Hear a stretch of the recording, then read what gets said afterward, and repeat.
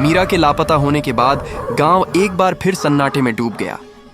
लोग कहते थे कि हवेली अब शांत है, लेकिन कुछ रातों में उसकी खिड़की से नीली रोशनी झिलमिलाती दिखाई देती थी। गांव के बुजुर्गों का कहना था अब वहां उसकी आत्मा रहती है। लेकिन असली डर तब शुरू हुआ जब मीरा का भाई अर्जुन गांव लौटा। अर्जुन शहर का पत्रकार था, सच्चाई को सामने लाने वाला।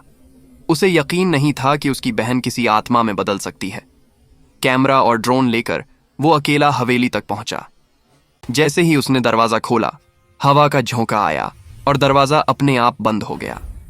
अंदर हर चीज वैसी ही थी, टूटे शीशे, बिखरे कागज और वो खिड़की जिस पर हल्की सी नमी में किसी ने लिखा था, तुम देर से आए हो।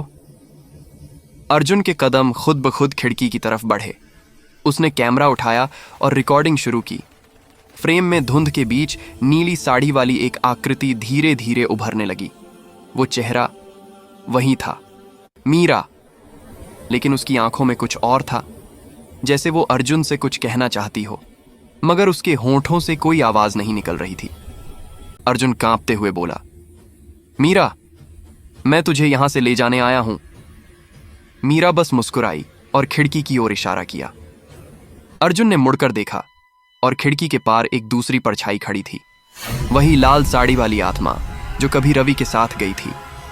दोनों आकृतियां अब धीरे धीरे पास आ रही थीं और हवा में आवाज गूंजी, जो एक बार इस हवेली की पुकार सुन लेता है वो यहां से नहीं जा सकता।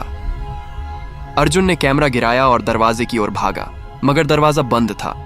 अंदर से एक ठंडी हवा चली और उसी के साथ मीरा और लाल साड़ी वाली आत्मा गायब हो गई। केवल अर्जुन का कैमरा जमीन पर पड़ा था। उसकी स्क्रीन पर आखिरी रिकॉर्डिंग चल रही थी, एक खिड़की जो खुद ब खुद धीरे धीरे खुल रही थी। अगली सुबह गांव वालों ने हवेली के बाहर कैमरा पाया, जिसके फ्रेम में बस एक चेहरा कैद था, अर्जुन का, और पीछे वही आवाज, अब पुकार पूरी होगी